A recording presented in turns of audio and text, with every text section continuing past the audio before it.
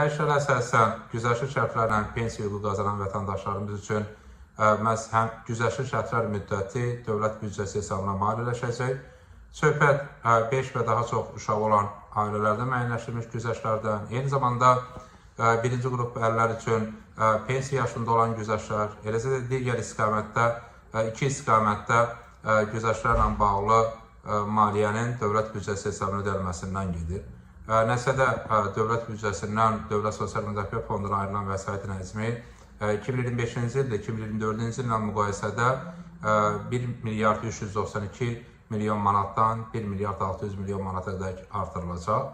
Və bu baxımdan yeni güzəştlər xüsusən də tez pensiya çıxan vətəndaşlarımızın pensiya ödənişi ilə bağlı maliyyə təminatının gücləndirilməsinə imkan verəcək.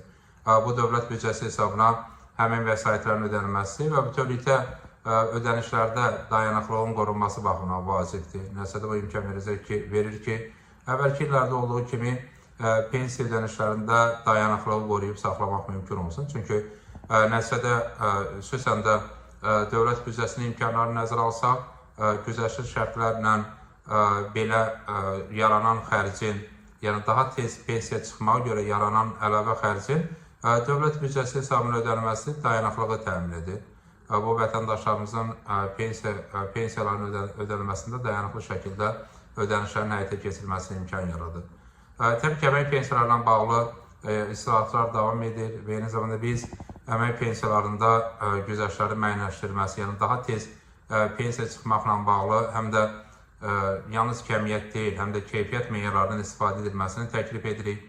Yəni ailədə uşaqların sayına görə keyfiyyət meyarlarının tətbiq edilməsi məqsədə uyğun olardı. Uşaqların sayı artdıqca daha tez pensiya çıxmaq hüququnun əldə edilməsi məqsədə uyğun olardı. Bu praktikanın Azərbaycanda tətbiq edilməsi daha yaxşıdır. Eyni zamanda tək xanımlar üçün, qadınlar üçün pensiya yaşında da güzəştin edilməsi, daha tez pensiya çıxmaq hüququnun verilməsi məqsədə uyğundur.